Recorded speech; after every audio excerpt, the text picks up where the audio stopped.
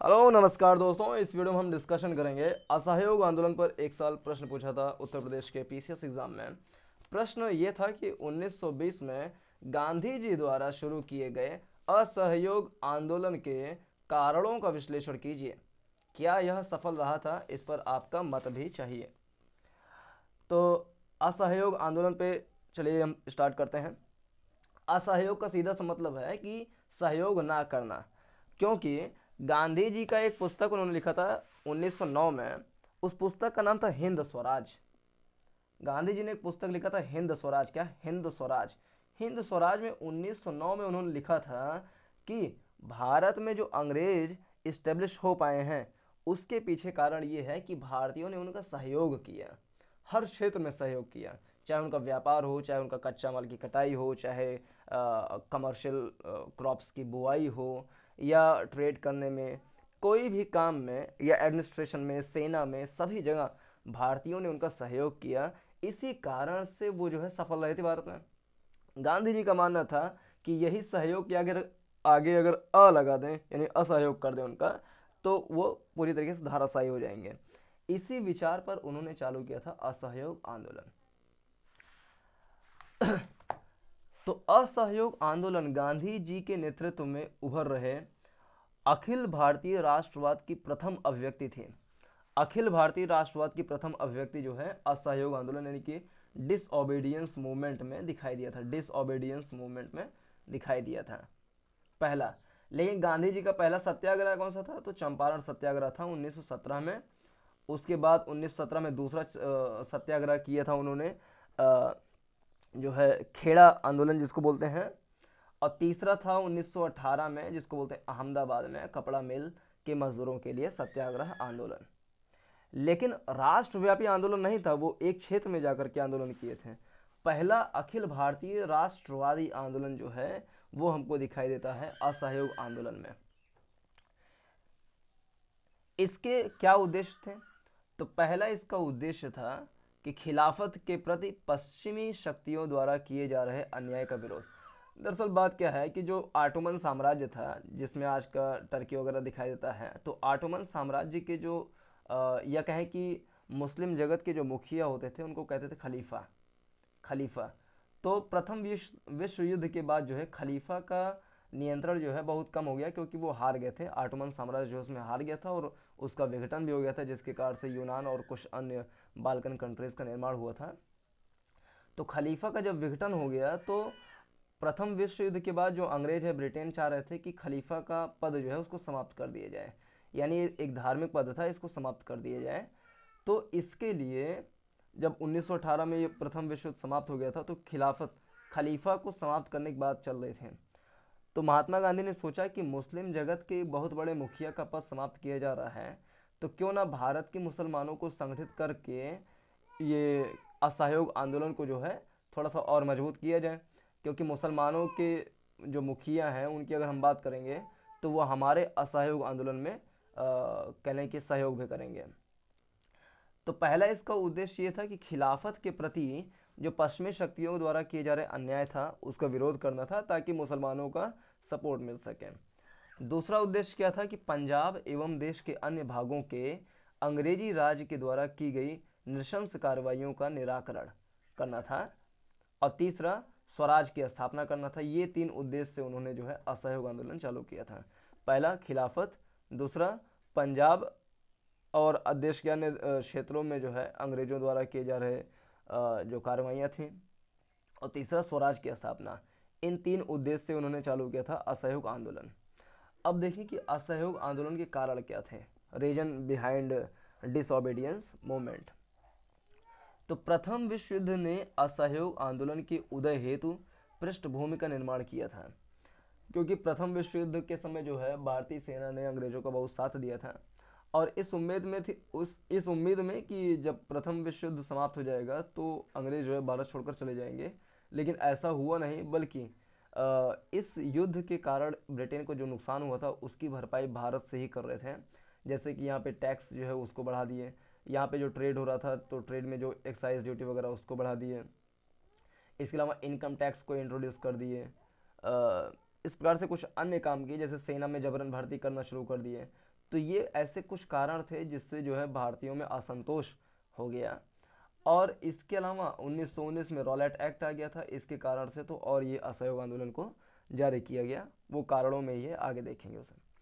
तो प्रथम विश्व युद्ध ने असहयोग आंदोलन के उदय हेतु पृष्ठभूमि का निर्माण किया था। चूंकि अंग्रेजों ने विजय के बाद भारतीयों को स्वशासन देने का वचन दिया था, इसलिए आर्थिक कठिनाइयों के बावजूद भी भारतीयों ने अंग्रेजों को युद्ध में पूर्ण सहायता दी थी।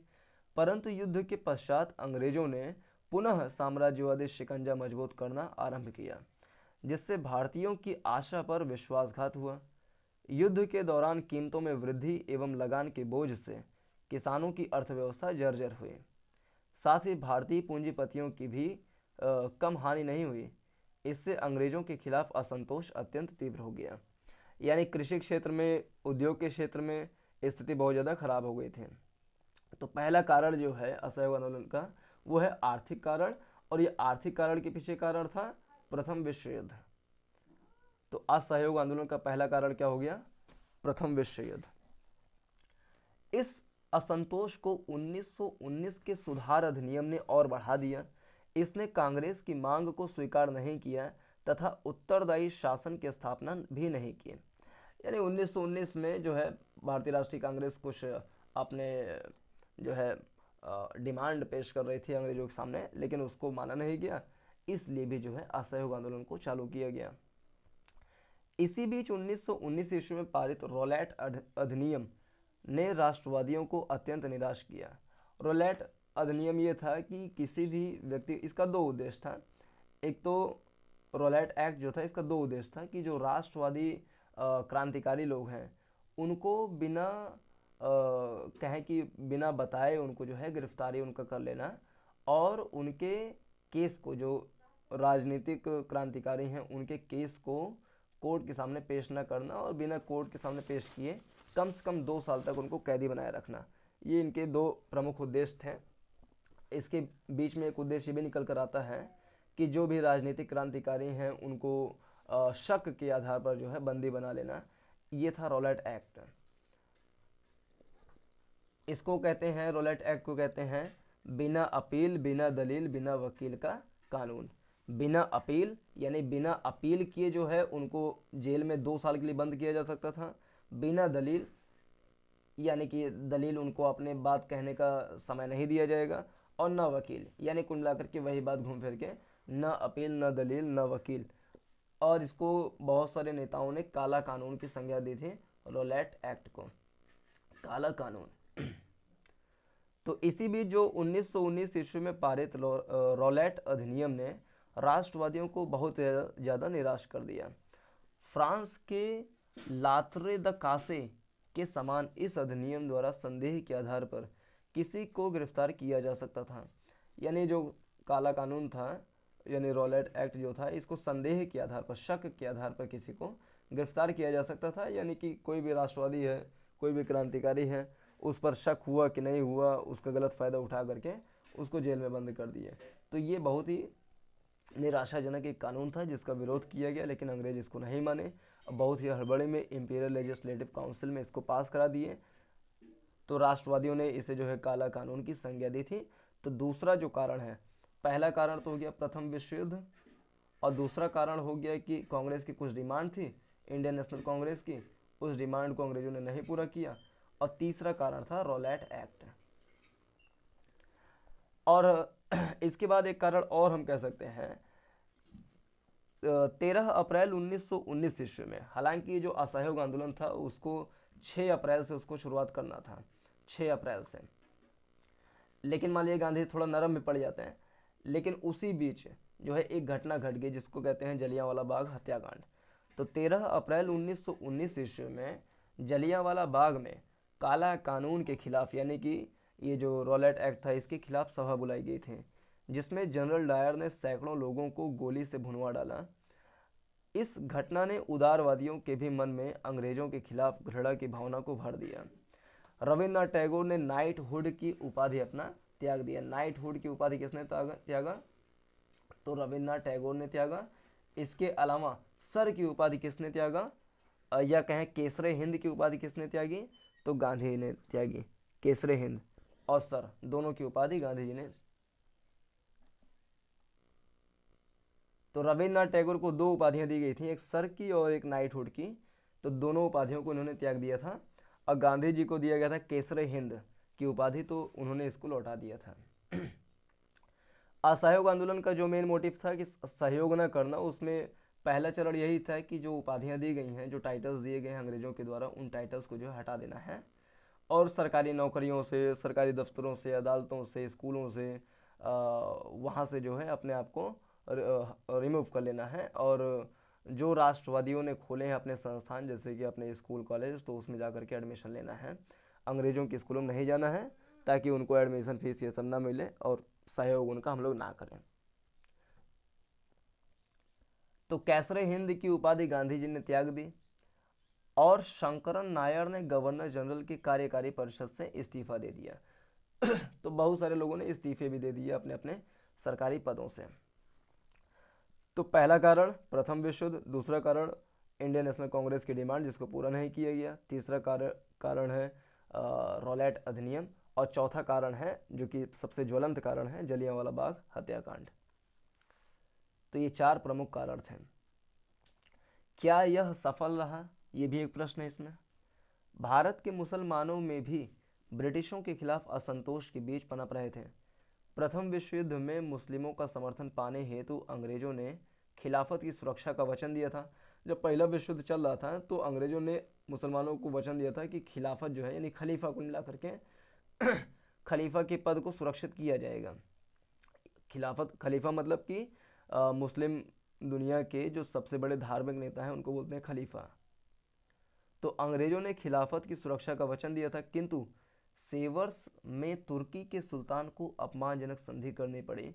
कुल मिलाकर के खिलाफत, खलीफा से जो है बहुत ही तगड़ी अपमानजनक संधि उनको करनी पड़ी थी। इससे मुसलमानों में आक्रोश उत्पन्न हो गया। सितंबर 1919 में खिलाफत कमेटी का गठन किया गया। मुंबई में शौकत अली खां ये सब करके सितंबर 1919 में जो है खिलाफत कमेटी का गठन किया गया, जिसने खिलाफत आंदोलन को जन्म दिया, जिसने ब्रिटिशों के खिलाफ असहयोग का कार्यक्रम बनाया। तो खिलाफत कमेटी गठन कब हुआ, तो सितंबर 1919 में, सितंबर अक्टूबर यानी कि सितंबर 1919 में जो है खिलाफत कमेटी का गठन किया गया, जिसने खिलाफत आंदोलन को जन्म दिया। महात्मा गांधी ने इसका समर्थन किया और दिसंबर 1920 में नागपुर में कांग्रेस ने अहिंसात्मक असहयोग की कार्यविधि अपना ली। तो ये असहयोग आंदोलन जो है किस कांग्रेस के अधिवेशन में पारित हुआ, बहुत इंपॉर्टेंट प्रश्न है ये। तो दिसंबर 1920 में नागपुर अधिवेशन में, नागपुर अधिवेशन में महात्मा गांधी ने असहयोग आंदोलन को देश भर में चलाने के लिए जो है सहमति प्राप्त कर ली। तो कब, नागपुर अधिवेशन दिसंबर 1920। लेकिन इसका प्रारंभ कब हुआ, तो ये 1921 से असहयोग आंदोलन जो है बाकायदे चालू हो गया देश भर में। एक वर्ष से अधिक समय तक आंदोलन की गतिविधियां चलती रहीं। अंततः चौरी चौरा के हिंसक कांड, चौरी चौरा कांड कब हुआ, तो 5 फरवरी 1922 में जो है चौरी चौरा कांड। चौरी चौरा एक पुलिस थाना है गोरखपुर के अंदर में। तो वहाँ पर कुछ स्थानीय क्रांतिकारियों ने जो है उस पुलिस थाने में घुस करके जो है आग लगा दी। दरअसल उससे पहले जो पुलिस वाले थे वो क्रांतिकारियों को रोक रहे थे कि आंदोलन मत करो, आंदोलन मत करो। तो वो माने नहीं, तो पुलिस वालों ने उनको जो है एक आध को गोली मार दी। तो गुस्साई भीड़ जो है थाने के अंदर घुसी, मतलब बाहर से अपना खिड़की खोल करके पेट्रोल डीजल सब डाल करके आग लगा दी इसमें। तो इसको बोलते हैं चौरी चौरा कांड। कब हुआ, तो 5 फरवरी 1922 में हुआ था।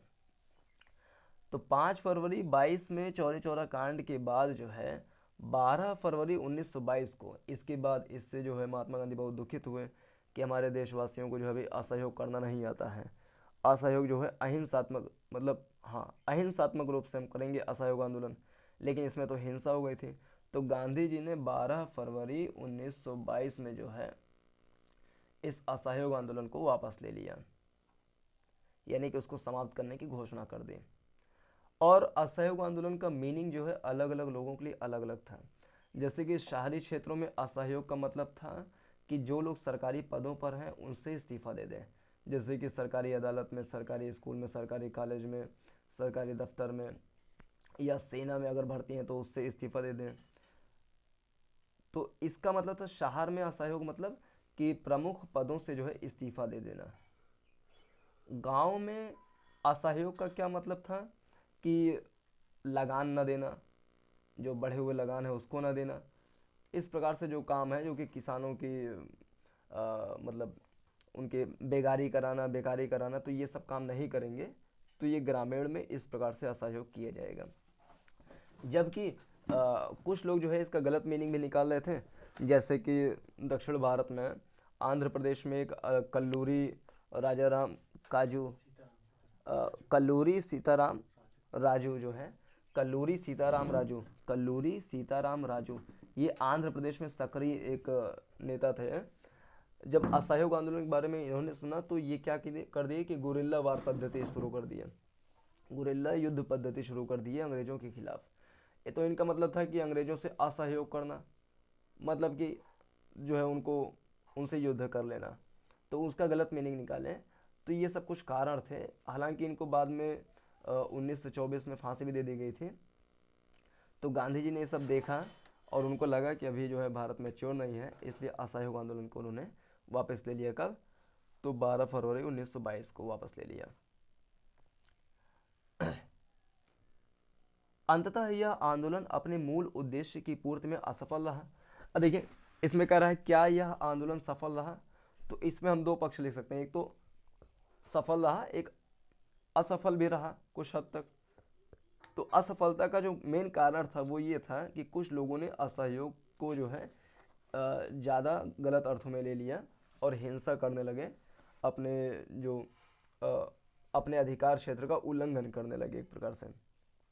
तो मेन कारण ये था जो कि असफल रहा था। दूसरा मेन कारण था कि चौरी चौरा कांड में हिंसात्मक गतिविधि हो गई थी, इस कारण से इसको असफल माना जा सकता है, क्योंकि गांधी जी ने उसको स्थगित करवा दिया था। तो दो कारण मिल गए। अंततः ये आंदोलन जो है अपने मूल उद्देश्य को नहीं पा पाया। ना तो खिलाफत को बचाया जा सका, क्योंकि खिलाफत जो है खलीफा का पद जो है समाप्त भी किया जा चुका था तब तक। ना ही स्वराज की स्थापना हो सकी। यानी असफल क्यों रहा? असफल इसलिए रहा क्योंकि जो इसका उद्देश्य था, पहला उद्देश्य यही था कि खलीफा के पद को जो है बचाया जाएगा, लेकिन खलीफा का पद तो समाप्त हो गया, यानी कि असफल रहा। दूसरा उद्देश्य क्या था कि अन्याय जो हो रहा है, अन्याय के खिलाफ हम मतलब उसको बंद करवा देंगे, तो अन्याय तो फिर भी चलता रहा, तो हम कह सकते हैं असफल ही रहा। और ये भी उद्देश्य था इसके कि स्वराज हम 1 साल के अंदर अंदर में स्वराज पालेंगे, बहिष्कार करेंगे, उनके कोई भी सामान नहीं खरीदेंगे, अपना सामान बनाएंगे, जिससे हम आत्मनिर्भर सेल्फ रेजिलियंस हो जाएंगे और अंग्रेज का सहयोग नहीं करेंगे, तो हम 1 साल के अंदर में स्वराज पालेंगे। लेकिन स्वराज तो नहीं मिल पाया, यानी कि असफल रहा था।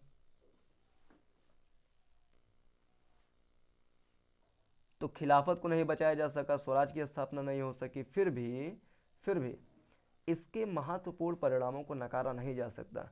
यानी कुछ नेगेटिव चीज़ है, लेकिन कुछ अच्छी भी चीज़ें हमको इस असहयोग आंदोलन के द्वारा मिली।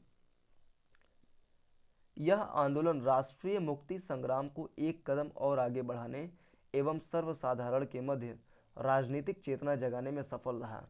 यानी इसका पहला फायदा क्या हुआ कि लोगों के बीच में राजनीतिक चेतना जगी। क्या जगी? राजनीतिक चेतना जगी लोगों के बीच में, एक इसका ये फायदा रहा था। और गांधी जी को लग गया कि अगर हम अखिल भारतीय राष्ट्रव्यापी आंदोलन करेंगे, अखिल भारतीय राष्ट्रवादी आंदोलन करेंगे, तो जो है इसको सफल बनाया जा सकता है अगर पहले से कुछ थोड़ा सा प्रोग्राम कर लें तो ये गांधी जी को पता चल गया था। और उन्होंने बैक टू बैक जो है लास्ट में बाद में भी कुछ आंदोलन चलाए थे, जैसे कि 1930 में जो है सबने अवज्ञा आंदोलन चला दिए थे, 1942 में भारत छोड़ो आंदोलन चला दिए थे। तो ये सब चलाया क्यों? क्योंकि उनको लग गया था कि असहयोग आंदोलन जो है एक राष्ट्रव्यापी आंदोलन बना ही था, 1-1.5 साल चला ही था।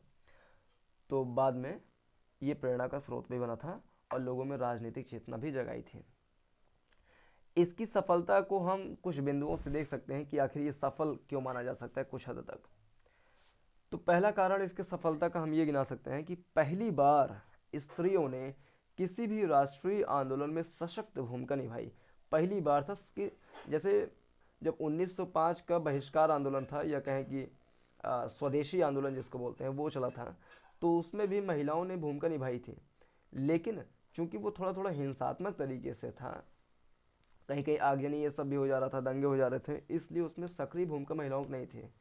लेकिन 1921 या 1920 वाले असहयोग आंदोलन में महिलाओं की सक्रिय भूमिका थी, तो ये एक इसका फायदा था। फलतः इस राजनीति एवं स्वराज के लिए संघर्ष में महिलाओं का जबरदस्त उत्थान हुआ। इस आंदोलन ने राष्ट्रीय संघर्ष में वामपक्षी तत्व के विकास का मार्ग प्रशस्त किया। औद्योगिक केंद्रों में ट्रेड यूनियन आंदोलन का विकास हुआ। तो पहला फायदा, महिलाओं की बढ़ी, मतलब उनका रोल बढ़ा। दूसरा फायदा, ट्रेड यूनियन जो है, नए नए ट्रेड यूनियन बनने लगे, यानी कि अब मजदूर वर्गों का भी जो है संघर्ष चालू हो गया। यानी कि 1920 के बाद जो है नए नए सेक्टर्स जो है इसमें इमर्ज होते चले गए आंदोलन में। तो एक उसमें से ट्रेड यूनियन था, एक उसमें से महिलाएं थीं। दूसरी सफलता क्या हो सकती है कि भारतीय मुसलमानों की राजनीतिक चेतना के विकास की दृष्टि से असहयोग आंदोलन का ऐतिहासिक महत्व है। यानी कि भारतीय मुसलमान जो है इसमें राजनीतिक रूप से चेता गए। अब तक मुस्लिम राजनीति केवल उच्च वर्ग तक सीमित थे एवं प्रथम बार खिलाफत के प्रश्न ने निम्न वर्ग में भी राजनीतिक चेतना प्रवाहित की। 1857 के बाद प्रथम बार हिंदू मुस्लिम एकता देखी गई। यानी दूसरा इसका सफलता क्या था कि हिंदू मुस्लिम एकता इसमें देखी गई। हिंदू मुस्लिम एकता, मुस्लिम एकता क्यों बन पाई? क्योंकि खलीफा का प्रश्न उसमें आ गया था, तो मुसलमानों को उसमें ले लिया गया, तो हिंदू मुस्लिम एकता हो गई। लेकिन किसी को लालच दे करके एकता नहीं होती। बाद में एकता जो है बहुत ही तगड़ा जो है विद्वेष में फैल गया था, और 1924 में फिर स्वराज पार्टी का गठन किया गया था।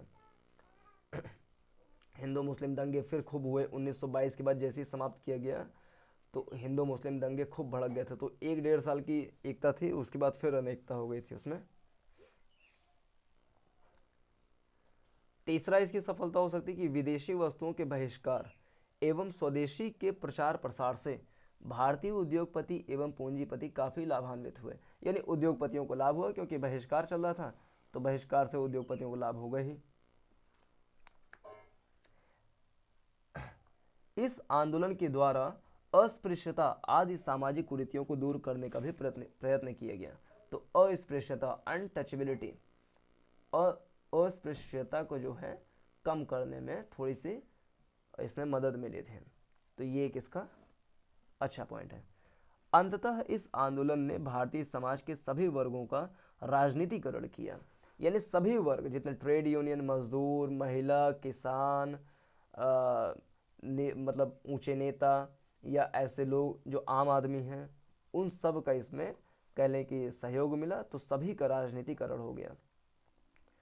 लाखों लाख स्त्री पुरुषों की इसी राजनीतिकरण तथा सक्रियता ने भारतीय राष्ट्रीय आंदोलन को क्रांतिकारी चरित्र प्रदान किया। एक बार फिर से अगर हम रिकॉल करें, कारण क्या था? तो कारण था प्रथम विश्व युद्ध। प्रथम विश्व युद्ध में अंग्रेजों ने कहा था कि जैसे ख़त्म हो जाएगा हम आपको बहुत सारी सहूलियतें देंगे, देशों छोड़ के चले जाएंगे, लेकिन ऐसा हुआ नहीं।